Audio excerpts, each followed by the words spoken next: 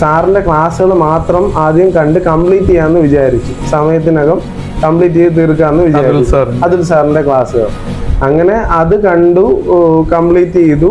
പിന്നെ ഒരു വട്ടം റിവൈസ് ചെയ്യാനുള്ള ടൈമേ എനിക്ക് കിട്ടിയുള്ളൂ.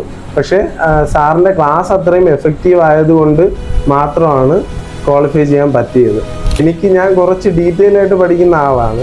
പക്ഷെ എനിക്ക് പറഞ്ഞ പോലെ സമയം അതിനില്ലാന്നറിയാം. അപ്പം ഞാൻ സാറിനെ കംപ്ലീറ്റ് ആയിട്ട് വിശ്വസിച്ചു. പക്ഷേ എക്സാമിന് അതുപോലെ സാറ് പറഞ്ഞതുപോലെ തന്നെ ക്ലാസ്സിൽ തന്ന നോട്ടുകളിൽ നിന്ന് തന്നെ റിപ്പീറ്റഡ് ആയിട്ട് ഒരുപാട് ക്വസ്റ്റ്യൻസ് അതേപോലെ ചോദിച്ചു. ഒരു വീഡിയോയിൽ ഒരുപാട് കുത്തി നിറച്ചിരുന്നെങ്കിൽ എനിക്ക് ഒരിക്കലും അത് കംപ്ലീറ്റ് ചെയ്യാൻ പോലും എൻ്റെ സമയം കൊണ്ട് പറ്റില്ലായിരുന്നു.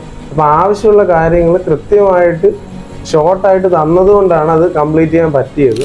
പിന്നെ ഈ I+ പോലെയുള്ള കോച്ചിങ് എടുത്തു കഴിഞ്ഞാൽ ആവശ്യമുള്ള മെറ്റീരിയൽസ് കറക്റ്റായിട്ട് I+ പ്രൊവൈഡ് ചെയ്യും. പിന്നെ നമ്മളത് പഠിക്കേണ്ട ബാധ്യതയും റിവിഷനുമാണ് നമ്മുടെ കയ്യിലുള്ളത്.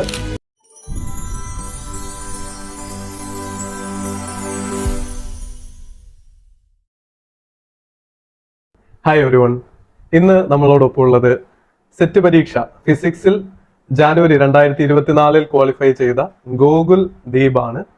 നമുക്ക് ഗോകുലിനെ I+ന്റെ ഈ സെഷനിലേക്ക് സ്വാഗതം ചെയ്യാം. സ്വാഗതം ഗോകുൽ. എങ്ങനെയായിരുന്നു ഗോകുലിന്റെ ബാക്ക്ഗ്രൗണ്ട്? ഡിഗ്രി PG തല പഠനങ്ങൾ എവിടെയായിരുന്നു, എന്തായിരുന്നു എന്നൊക്കെ ഒന്ന് ചുരുക്കി പറയാം. ഞാൻ പഠിച്ചത് ഡിഗ്രിയും PG യും ഗവൺമെന്റ് കോളേജ് കാര്യവട്ടത്താണ് കംപ്ലീറ്റ് ചെയ്തത്. രണ്ടും അവിടെ ആയിരുന്നു. ഫിസിക്സിലായിരുന്നു രണ്ടും ചെയ്തത്. എന്നിട്ട് ഇപ്പോൾ കറന്റ് BEd ചെയ്തുകൊണ്ടിരിക്കുകയാണ്. സെന്റ് തോമസ് ട്രെയിനിങ് കോളേജിലെ ഫൈനൽ ഇയർ സ്റ്റുഡന്റ് ആണ്. അപ്പൊ ഫൈനൽ ഇയറിൽ തന്നെ സെറ്റ് പരീക്ഷയും പാസ്സായി കഴിഞ്ഞു.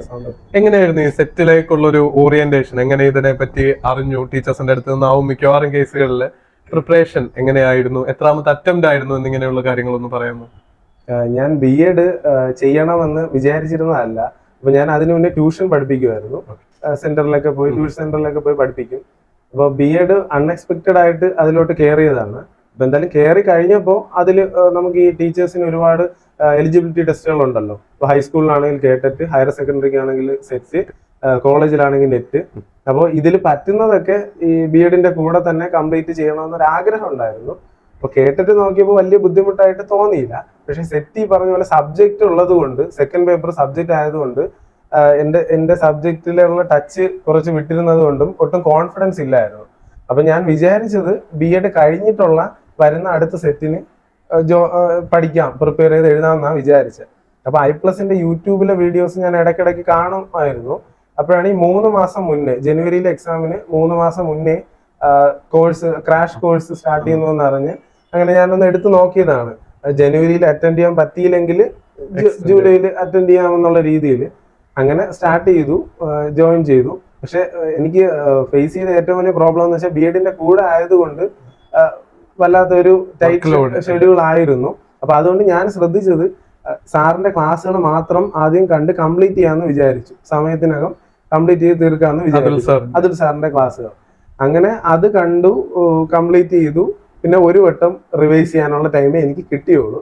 പക്ഷെ സാറിന്റെ ക്ലാസ് അത്രയും എഫക്റ്റീവ് ആയതുകൊണ്ട് മാത്രമാണ് ക്വാളിഫൈ ചെയ്യാൻ പറ്റിയത്. ഈ സാറ് ക്ലാസ്സിൽ അപ്പോൾ ഫസ്റ്റ് ഞാൻ കണ്ടു തുടങ്ങിയപ്പോൾ ചില ടോപ്പിക്കൊക്കെ സാറ് പറയും ഈ ഫോർമുല മാത്രം പഠിച്ചാൽ മതി, നമ്മൾ ഈ എക്സാമിന് ഇത്രയും മതി. അപ്പോൾ ഞാൻ കുറച്ച് ഡീറ്റെയിൽ ആയിട്ട് പഠിക്കുന്ന ആളാണ്. പക്ഷെ എനിക്ക് പറഞ്ഞ പോലെ സമയം അതിനില്ലാന്നറിയാം. അപ്പൊ ഞാൻ സാറിനെ കംപ്ലീറ്റ് ആയിട്ട് വിശ്വസിച്ചു. പക്ഷെ എക്സാമിന് അതുപോലെ സാറ് പറഞ്ഞതുപോലെ തന്നെ ക്ലാസ്സിൽ തന്ന നോട്ടുകളിൽ നിന്ന് തന്നെ റിപ്പീറ്റഡ് ആയിട്ട് ഒരുപാട് ക്വസ്റ്റ്യൻസ് അതേപോലെ ചോദിച്ചു. സാറ് പഠിപ്പിച്ച് തന്നെ അത്യാവശ്യം മതിയായിരുന്നു, നല്ല മാർക്കും നേടാൻ പറ്റും. പലപ്പോഴും വിദ്യാർത്ഥികള് വരുത്തുന്ന ഒരു പിഴവാണ് ഒരുപാടിനോടുള്ള ഒരു പ്രേമം. ഒത്തിരി നോട്ട്, ഒത്തിരി വീഡിയോ, ഒരുപാട് ഡീറ്റെയിൽഡ് ആയിട്ടുള്ള ക്ലാസ്സുകൾ. എന്നാൽ നമ്മുടെ ജീവിതത്തിൽ പലപ്പോഴും 6 മാസം 2 പരീക്ഷകളുടെ ഇടയിലെ ഗ്യാപ്പ് പലപ്പോഴും സ്റ്റാർട്ട് ചെയ്യുന്ന 1-2 മാസത്തെ ഡിലേ ഉണ്ടെങ്കിൽ പിന്നെ ഒരു 3 മാസമൊക്കെ ആയിരിക്കും കിട്ടുന്നത്, നമ്മുടെ ഗൂഗിളിന്റെ കേസിൽ പറഞ്ഞ പോലെ.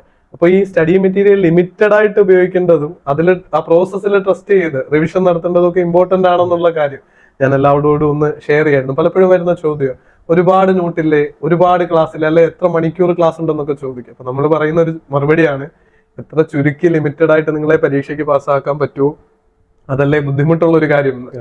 പേപ്പർ 1ന്റെ പ്രിപ്പറേഷൻ ഒക്കെ I+E ജേർണിയിൽ എങ്ങനെ ഹെൽപ്പ് ചെയ്തത്? ഞാൻ പറഞ്ഞതുപോലെ എനിക്ക് ഏറ്റവും വലിയ പേടി ഉണ്ടായിരുന്നത് പേപ്പർ 2 ആയിരുന്നു, സബ്ജക്റ്റ് ആയിരുന്നു.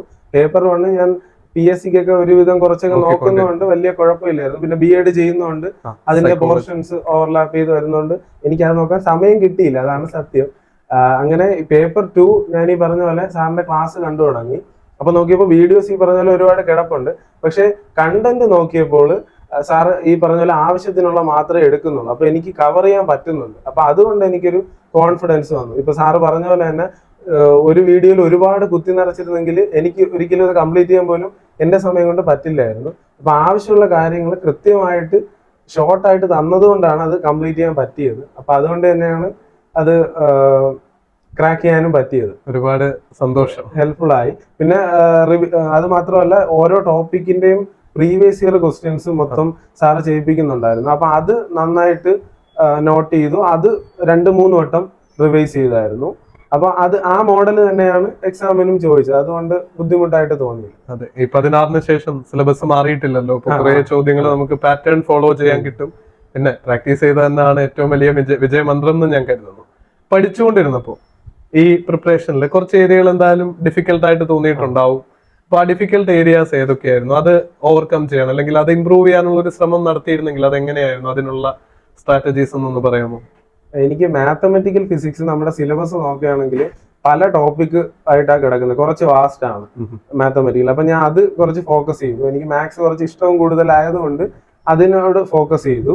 അപ്പൊ അത് കുഴപ്പമില്ലാതെ ചെയ്യാൻ പറ്റി. അതുപോലെ അറ്റോമിക് ആൻഡ് മോളിക്കുലർ ഫിസിക്സ് അത് കുറച്ച് വാസ്റ്റ് ആയിട്ട് ഉണ്ടായിരുന്നു. സാറ് പഠിപ്പിച്ചപ്പോഴും അത്യാവശ്യം ഉണ്ടായിരുന്നു. കുറച്ച് കൺഫ്യൂഷൻ ഉള്ള ഇതായിരുന്നു. അപ്പൊ അത് കുറച്ച് ടൈം എടുത്ത് സാറിന്റെ ക്ലാസ് റിപ്പീറ്റ് ചെയ്ത് കണ്ട് ഒന്ന് റിവൈസ് ചെയ്തു. റിപ്പീറ്റ് അടിച്ച് കണ്ട് റെഡിയാക്കി.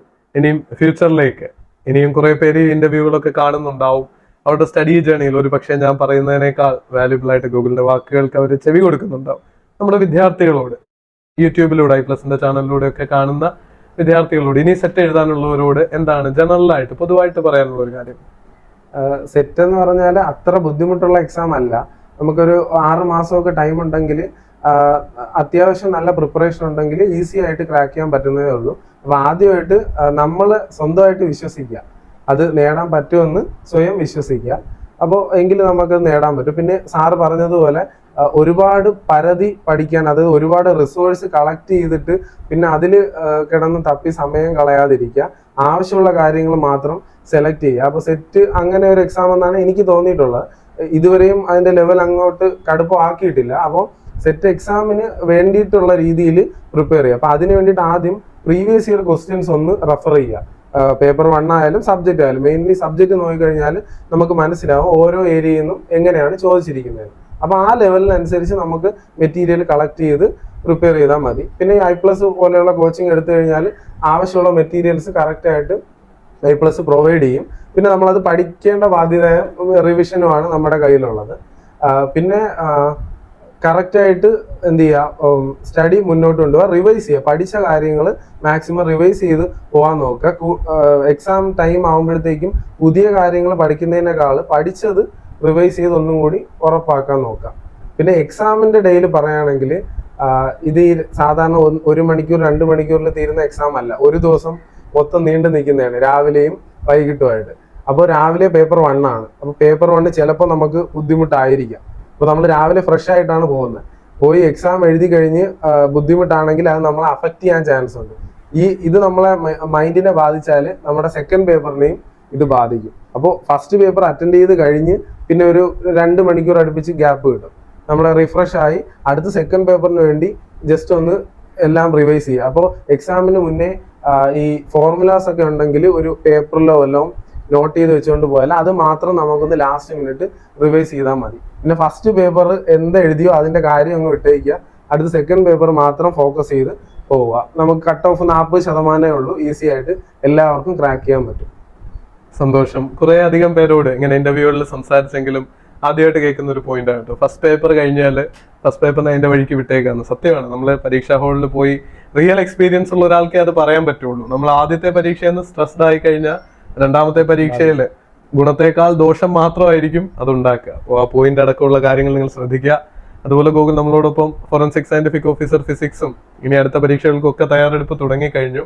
മുന്നോട്ടുള്ള ജേർണിയിലും ഇതുപോലെ സിസ്റ്റമാറ്റിക് ആയിട്ട് പഠിക്കാൻ, ഈ പറഞ്ഞതുപോലെ റിവിഷനൊക്കെ പ്രാധാന്യം കൊടുത്ത് ചുരുക്ക നോട്ടുകൾ തയ്യാറാക്കി ഈ വിജയമന്ത്രം തന്നെ ഫോളോ ചെയ്ത് ഇത്രയും വേഗം ഒരു ഗവൺമെന്റ് ഗസറ്റഡ് ഓഫീസറായിട്ട് കൂടി വരാനാവട്ടെ.